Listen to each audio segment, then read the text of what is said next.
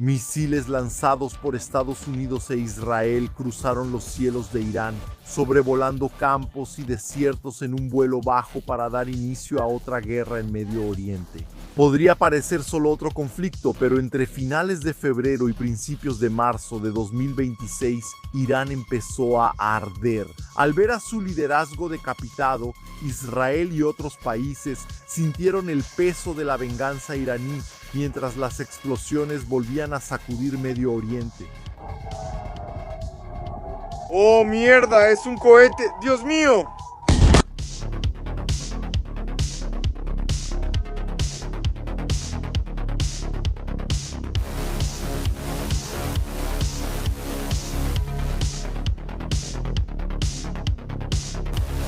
Columnas de humo en Teherán se alzaban rápido. Todo inició el último día de febrero de 2026 y continuó hasta marzo. Comenzó a surgir una serie de informaciones contradictorias, desde noticias sobre la muerte del liderazgo iraní hasta la negación por parte del gobierno. Mientras tanto, los misiles volaban bajo, casi siempre sin oposición, en una trayectoria aterradora para alcanzar puntos cruciales de la defensa. Los iraníes sufrían por la inestabilidad desde hace tiempo. El año pasado fue la Guerra de los 12 días, un conflicto directo entre Israel e Irán del 13 al 24 de junio de 2025. La escalada comenzó con una ofensiva aérea israelí sorpresa contra complejos militares e instalaciones vinculadas al programa nuclear iraní. La operación atacó infraestructuras clave y eliminó líderes, mando militar y expertos nucleares, además de causar muertes civiles y afectar sistemas de defensa aérea del país. En los días siguientes, el enfrentamiento se intensificó con intercambios de ataques y movilizaciones regionales, aumentando el riesgo de una guerra de mayores proporciones. La cúpula de hierro, la famosa defensa aérea israelí, sufrió el impacto de los misiles iraníes. Los ataques se sintieron en varias ciudades israelíes. Aunque estratégicamente nada fundamental fue alcanzado, como ocurrió en Irán, hubo un impacto moral muy importante sobre cómo las defensas israelíes podrían ser superadas. El conflicto, aunque breve en duración, dejó impactos significativos en el equilibrio estratégico de Medio Oriente y profundizó las tensiones ya existentes entre ambas naciones. A lo largo de 2025, los iraníes sufrieron económicamente. El país sufrió las consecuencias de estrictas sanciones internacionales, mala gestión económica y una crisis cambiaria que llevó al rial a una depreciación histórica. La crisis del agua empeoró todo.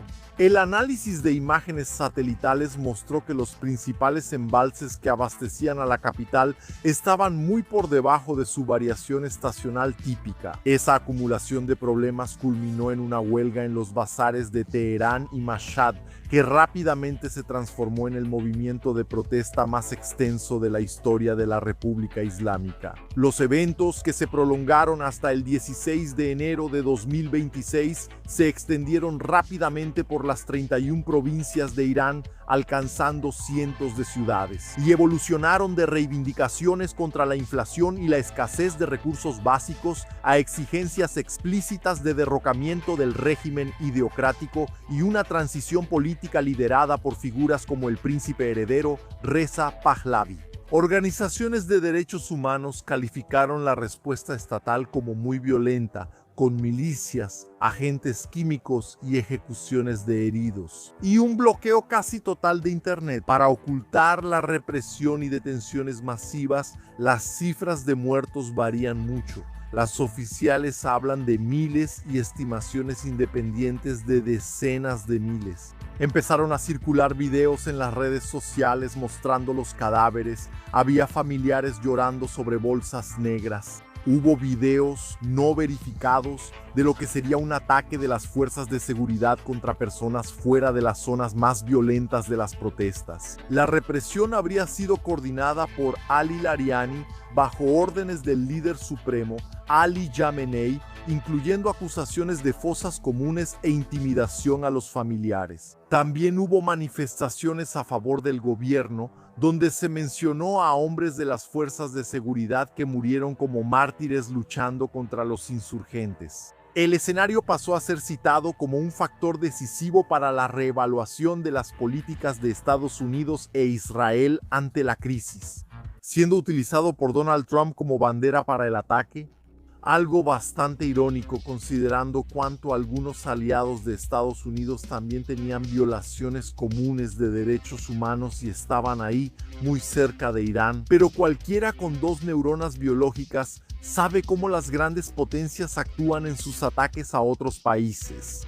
Basta con crear banderas de nazismo, fascismo o derechos humanos para que individuos con una neurona biológica y una neurona ideológica se traguen la historia, pudiendo la neurona ideológica ser la única célula solitaria del lado izquierdo o derecho del cerebro, a medida que el régimen iraní intensificaba la represión contra las protestas. En enero de 2026, la administración Trump en Estados Unidos y el gobierno de Netanyahu en Israel iniciaron lo que se convertiría en la mayor acumulación de fuerzas militares en Medio Oriente. Desde la invasión de Irak en 2003, la retórica de Washington cambió de máxima presión a la promesa explícita de intervención en caso de que la violencia estatal de Irán no cesara. Desde entonces inició la fase de preparación, la presidencia. El 23 de enero de 2026, el presidente Donald Trump anunció el envío de una armada a la región. Este despliegue naval y aéreo fue diseñado para proporcionar una gama completa de opciones militares, desde ataques quirúrgicos contra el programa nuclear hasta una campaña de bombardeo a gran escala con el objetivo de un cambio de régimen. Incontables aeronaves siguieron a esa. Muchas iban con dirección, transportando tropas y material bélico, pero el núcleo de esa fuerza estaba compuesto por dos grupos de ataque de portaaviones. El USS Abraham Lincoln, liderando el Carrier Strike 3, llegó al mar Arábigo el 26 de enero proveniente del Mar del Sur de China. Fue reforzado a mediados de febrero por el USS Gerald R. Ford, el portaaviones más grande del mundo, que fue redirigido de operaciones en el Caribe. Después de la captura del presidente venezolano Nicolás Maduro el 3 de enero de 2026, este último tuvo que hacer una escala en Grecia debido a problemas técnicos que inundaron parte del barco con desechos. Una vez resuelto el incidente, la embarcación reanudó la emisión. En ese tiempo, antes de los ataques, hubo incidentes extraños en Irán. Explosiones potentes alcanzaron edificios residenciales en Bandar Abbas y una gran detonación sacudió Shahryar, en la provincia de Teherán. Informes locales indicaron que instalaciones que almacenaban municiones y combustible militar supuestamente vinculadas a la Guardia Revolucionaria Islámica fueron afectadas. Otra explosión ocurrió en Tabriz, destruyendo más de un piso de un edificio. Pese a teorías de conspiración, autoridades iraníes afirmaron que solo fueron depósitos de gasolina, gas o accidentes domésticos. El país mostró el poder de sus fuerzas armadas. Aviones chinos aterrizaron en el territorio para entregar armamento que China ya venía enviando desde 2025, ayudando a los iraníes a reponer el material gastado en la guerra de los 12 días. Las Fuerzas Armadas también publicaron un video mostrando uno de sus drones espía monitoreando barcos israelíes, imágenes de satélite. Brasil e Irán colocaron coberturas antidrones en la planta de enriquecimiento de Natanz para ocultar actividades. Un video de propaganda estatal mostró que el país inició la primera fase de una nueva campaña militar en islas estratégicas y en la sección occidental del estrecho de Hormuz, con enfoque en refuerzo defensivo, se probaron misiles y drones en el estrecho, una de las cartas fuertes de Irán para bloquear esa ruta vital de comercio. Aliados como Hezbollah prometieron apoyo al país financiador. Aún así, siguieron sufriendo ataques aéreos israelíes sin fuertes represalias. A diferencia de años anteriores, los rusos llegaron a realizar ejercicios de guerra conjuntos con los iraníes. En ese periodo hubo mucha actividad diplomática y negociaciones.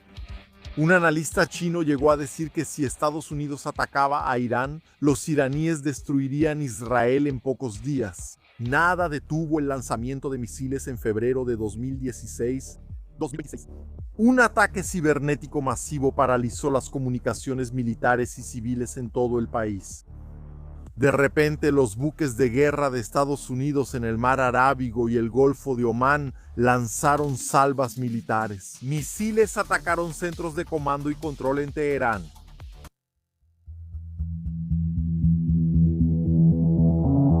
Los primeros misiles volaron el 28 de febrero de 2025 a las 21:45 hora de Teherán. Misiles Tomahawk cruzaron el territorio iraní a baja altura. Los proyectiles recorrieron el terreno a altitudes extremadamente bajas, entre 30 y 50 metros, manteniéndose por debajo del horizonte del radar. Al aprovechar la curvatura de la Tierra y los obstáculos naturales para permanecer invisibles por más tiempo, cuando finalmente aparecieron en los radares defensivos, ya eran amenazas inminentes, reduciendo el tiempo de reacción de minutos a segundos y asegurando la ventaja al atacante. Esa baja altitud fue la parte central de una estrategia concebida para sorprender, saturar la defensa y reducir al mínimo la capacidad de respuesta del oponente. En poco tiempo, las columnas de humo se elevaban en Teherán, anunciando el inicio de la guerra para los iraníes y para el mundo. Los primeros golpes en la capital generaron especulaciones sobre los objetivos exactos. La acción se realizó el sábado, inicio de la semana laboral en Irán, de forma intencional, buscando ampliar el factor sorpresa en el plan táctico y asegurar que el humo los empleados públicos estuvieran en sus lugares de trabajo. La participación estadounidense recibió el nombre en clave de Operación Epic Fury, mientras que las fuerzas de defensa de Israel emplearon la designación Enduring Lion y Operación Génesis para la primera incursión aérea. Los restos de muchos de los misiles fueron filmados por ciudadanos iraníes, aún impresionados por un nuevo ataque contra el país. Esta vez aún más feroz y con una reacción aún menor de las defensas. 7 misiles de precisión fueron confirmados como impactando el complejo residencial de Ali Kamaiba. Aunque el gobierno iraní inicialmente negó lo ocurrido, informes posteriores e imágenes satelitales revelaron columnas densas de humo elevándose sobre los escombros y la vasta extensión local. Destrucción. Las estructuras quedaron en escombros, el impacto lo cambió todo. El sábado por la tarde hallaron muerto al líder supremo entre las ruinas, junto a familiares y altos asesores. Al principio los iraníes lo negaron, incluso dijeron que el ayatolá estaba vivo, bien y ayudando a coordinar la guerra, pero a lo largo del día se volvió cada vez más difícil sostener esa versión. A medida que las defensas iraníes se derrumbaban y su línea de mando se convertía en cadáveres enterrados en fosas cubiertas por los escombros de sus propias bases. La eliminación física de Jamenei abrió un vacío inmediato de poder, intensificado por la muerte simultánea de figuras centrales del aparato de seguridad del régimen, como el secretario del Consejo de Seguridad Nacional, Ali Shamkhani, y el comandante de la IRGC. La sucesión abrupta de pérdidas en el alto mando sumió a la cúpula iraní en un escenario de incertidumbre y reorganización forzada. La casa de Mahmoud Ahmadinejad, quien fue el 6º presidente de su país desde 2005 hasta 2013, también fue alcanzada, lo que decretó su muerte. La sede judicial vinculada al régimen iraní quedó cubierta por el humo, fragmentando otro símbolo de poder con el mando estratégico desorganizado. La Fuerza Aérea de Israel, en coordinación con la Fuerza Aérea de Estados Unidos, inició una amplia campaña de supresión de defensas aéreas enemigas. La Fuerza Aérea de Israel llevó a cabo la mayor operación aérea de su historia, empleando cerca de 200 aeronaves de combate contra aproximadamente 500 objetivos presentes en el oeste y centro de Irán. El esfuerzo se concentró en la neutralización de los sistemas rusos S-300, P-102 y de los complejos nacionales Bavar 373, responsables de la cobertura antiaérea de áreas estratégicas como Teherán, Isfahán y Karaj. El éxito de esta etapa estuvo directamente asociado al uso intensivo de plataformas de guerra electrónica, como el Boeing Electronic Arts 18G Growler, que degradaron y saturaron los sensores y radares iraníes, reduciendo significativamente su capacidad de rastreo. Esto permitió que los cazas furtivos Lockheed Martin F-35 Lightning II penetraran en el espacio aéreo disputado con baja probabilidad de detección. En Kermanshah, un sistema de defensa aérea avanzado, el CA-65, habría sido destruido, creando corredores operativos más seguros para las siguientes oleadas de bombarderos pesados. Israelíes y estadounidenses formaban un grupo con el F. Los iraníes no sabían cómo manejarlo. Intentaron defenderse, pero las defensas aéreas, los lanzadores de misiles, los lanzadores de drones y otros sistemas fueron saturados por el fuego aéreo enemigo. Los videos de las explosiones abundaron en las redes sociales, mostrando que esas pérdidas se acumulaban con las de la Guerra de los 12 días. Hasta ahora, no se sabía cuánto material destruido se había reemplazado. Los iraníes intentaron derribar drones MQ-9 de Estados Unidos, usados en los ataques, pero la cantidad de aeronaves seguía siendo abrumadora. Las imágenes divulgadas por el Comando Militar de Estados Unidos mostraron, en una secuencia implacable, los impactos sobre un dron Shahed 129, el silenciamiento de un radar reducido a escombros,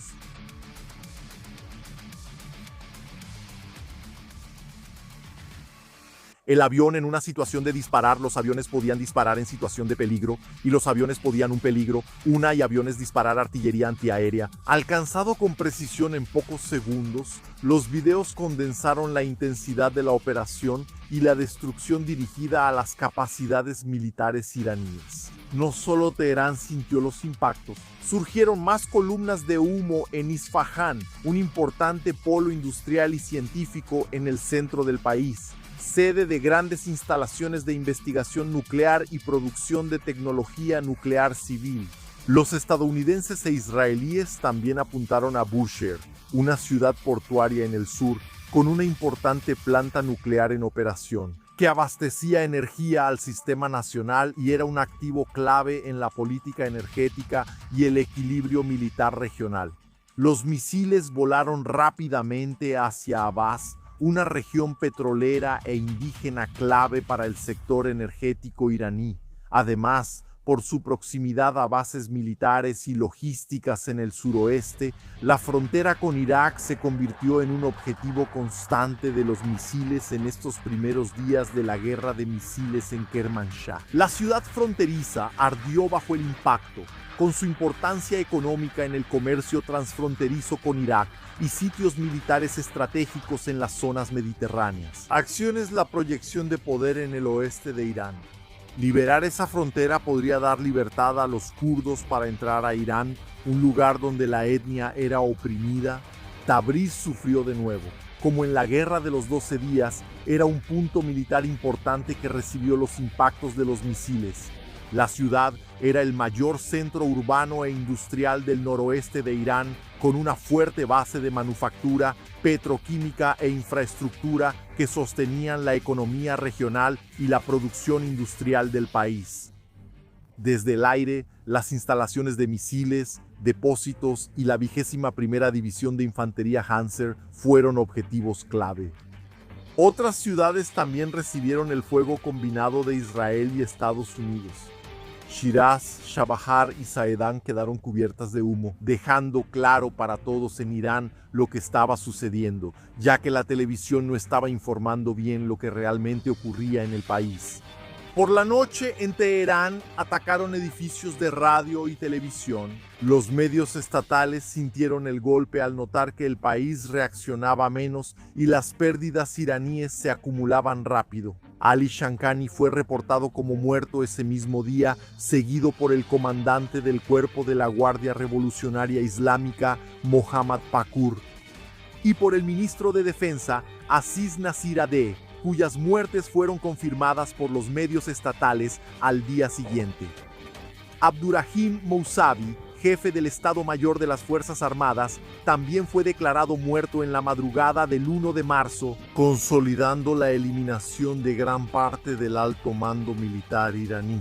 Ghulam Reza Rezaian, vinculado a la inteligencia policial, fue posteriormente incluido entre las autoridades muertas en los mismos ataques que desestructuraron el núcleo de seguridad del país.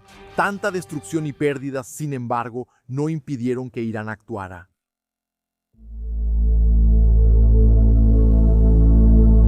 Los iraníes recibieron los misiles de distintas formas. A veces ni siquiera hubo tiempo de lamentar a sus líderes. Hubo noticias de que una de las bombas cayó sobre una escuela infantil para niñas, matando a decenas. Las imágenes de destrucción marcaron a muchos. Era guerra, pero cualquier pérdida civil era una tristeza y un crimen que siempre debían ser mencionados, sin importar de qué lado estuviera una persona. Hubo quienes dijeron que era mentira, lo que generó debates. Aún así, la guerra continuó. Fue el turno de que los misiles iraníes volaran. Los lanzamientos ocurrieron todavía durante el día y se extendieron hasta la noche. Además de proyectiles, había drones Shahed 136 conocidos en Ucrania que realizaron ataques kamikazes contra bases de Estados Unidos e Israel. Lo más sorprendente fue que los iraníes no atacaron un solo objetivo. Iniciaron un frenesí de ataques como advertencia de su furia. Los misiles marcaron el cielo oscuro iraní, cruzando la atmósfera a distintas alturas según el proyectil. Las trayectorias serían clave en la guerra. Israel fue uno de los blancos de esos ataques. Las marcas de los vuelos implacables de Irán se formaron en el cielo azul, algo que duraría hasta el anochecer u oscurecer. Las sirenas sonaron avisando de los impactos y, en poco tiempo, las colinas de humo empezaron a aparecer.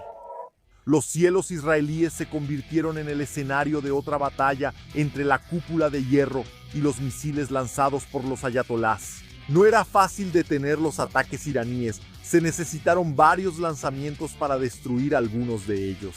Se informó que en la guerra de los 12 días casi se agotaron las reservas de la cúpula de hierro. En ese proceso se hallaron restos de la batalla en el suelo. El atardecer generó imágenes de una danza en el cielo que podrían llamarse bonitas si no fuera por el terrible contexto de la guerra y las vidas amenazadas. Las sirenas continuaron sonando, algunas veces mezcladas, al sonido de celebraciones por la muerte de Khamenei, ahora confirmada por los medios iraníes, que declararon 40 días de luto en el país. El sonido de las explosiones ahogó la celebración israelí. El baile en los cielos continuó. La lluvia de fuego resaltó en la oscuridad nocturna, mostrando cómo la guerra ocurría en el aire. Lejos de los soldados, la Fuerza Aérea Israelí trabajó para destruir los drones iraníes. Uno de los misiles cayó directamente en Beit Shemesh. La cúpula de hierro no interceptó. La amenaza iraní explotó, levantando una bola de fuego seguida por un hongo negro. Al menos 9 personas murieron debido al impacto, otras siguen desaparecidas. Las bases aéreas estadounidenses vieron la amenaza casi al mismo tiempo que los israelíes la sintieron en Emiratos Árabes Unidos, Bahrein, Kuwait y Qatar. La base naval de la Quinta Flota de Estados Unidos en Bahrein sintió la furia de los drones Shahed 136 lanzándose hacia la destrucción. Las detonaciones asustaron a la población local, que sabía que era muy probable que hubiera más destrucción en camino. También los ciudadanos de Dubái tenían razones para asustarse. Todo inició con un dron que impactó un edificio residencial sin explotar, pero otros sí lo hicieron. Dubái vivió días de tensión. Explosiones, interceptaciones en el cielo e incendios afectaron hoteles de lujo, el puerto y el aeropuerto internacional, paralizando vuelos y dejando a miles de pasajeros varados. Entre el humo en el horizonte y el sonido distante de las defensas aéreas, los residentes intentaron mantener la calma mientras los turistas describían un escenario surrealista en medio de uno de los destinos más glamurosos del mundo. Ocurrieron hechos inusuales en Kuwait. Cazas F-15 estadounidenses que sobrevolaban su espacio fueron derribados, al menos 3 por fuego amigo. Las caídas fueron impresionantes, provocando pérdidas de millones de dólares para los estadounidenses y mostrando parte del caos de las batallas. Los ataques de represalia de Irán se extendieron por todo el Medio Oriente, sin que muchos pudieran entender un plan mayor. Al final, muchos civiles de esos países fueron afectados, enfureciendo a algunas de sus autoridades. Aunque hubiera bases de Estados Unidos, siempre ha existido diplomacia entre esos países. Aunque algunos eran enemigos tradicionales de Irán, sus guerras ocurrían en territorios externos como Sudán y Yemen. La guerra apenas empezaba y reinaba el caos. En Medio Oriente, el fuego se extendía y muchos países en el mundo esperaban que el huracán de destrucción no se propagara. Los aliados de Irán guardaron silencio, los chinos siguieron ganando dinero globalmente y los rusos continuaron gastando recursos y vidas en Ucrania. En esos primeros días, Irán parecía estar solo en medio del fuego.